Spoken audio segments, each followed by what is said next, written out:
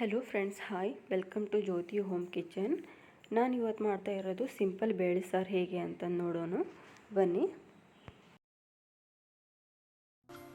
ಒಂದು ಬಟ್ಲದಷ್ಟು ತೊಗರಿಬೇಳೆ ತಗೊಂಡು ಒಂದು ಕುಕ್ಕರಿಗೆ ಹಾಕಿ ಚೆನ್ನಾಗಿ ವಾಶ್ ಮಾಡ್ಕೊಳ್ಳೋಣ. ವಾಶ್ ಮಾಡ್ಕೊಂಡಾದ್ಮೇಲೆ 2 ಟೊಮಾಟೆ ಹಣ್ಣು ಹಾಕಿ ಸ್ವಲ್ಪ ಅರಿಶಿನ ಪೌಡ್ರ್ ಹಾಕಿ ಒಂದು 4ರಿಂದ 5 ವಿಸಿಲ್ ಹೊಡೆಸ್ಕೊಳ್ಳೋಣ.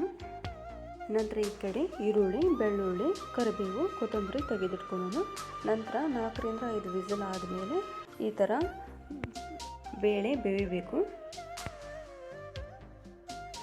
ನಂತರ ಒಂದು ಪಾತ್ರೆ ಇಟ್ಟು ಸ್ವಲ್ಪ ಜೀರಿಗೆ, ಸಾಸಿವೆ, ನಂತರ ಕರಿಬೇವು, ತೆಗೆದಿಟ್ಕೊಂಡಿದ್ವಲ್ಲ ಬೆಳ್ಳುಳ್ಳಿ, ಈರುಳ್ಳಿ ಎಲ್ಲ ಹಾಕಿ ಸ್ವಲ್ಪ ಫ್ರೈ ಮಾಡ್ಕೊಳ್ಳೋಣ.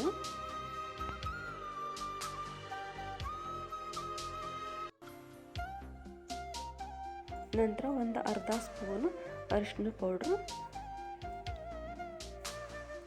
ನಂತರ ಧನಿಯಾ ಪೌಡ್ರ್,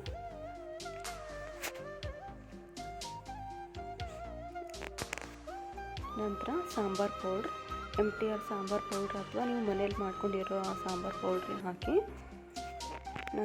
ನಂತರ ಇದಿಷ್ಟು ಫ್ರೈ ಮಾಡಿಕೊಂಡು ಸ್ವಲ್ಪ ಖಾರದ ಪೌಡ್ರ್ ಹಾಕೋಣ.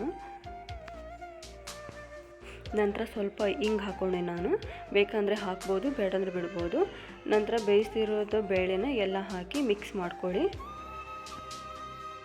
ನಂತರ ನಿಮ್ಮ ಅಳತೆಗೆ 2 ಗ್ಲಾಸ್ ನೀರು ಹಾಕಿ ಸ್ವಲ್ಪ ಉಪ್ಪು ಹಾಕಿ 1 ಕುದಿ ಅಥವಾ 2 ಕುದಿ ಕುದಿಸಿದರೆ ಬೇಳೆ ಸಾರು ರೆಡಿ ಆಗುತ್ತೆ. ಸಿಂಪಲ್ ಬೇಳೆ ಸಾರು ಇದು ಈ ಥರ ಆಗುತ್ತೆ.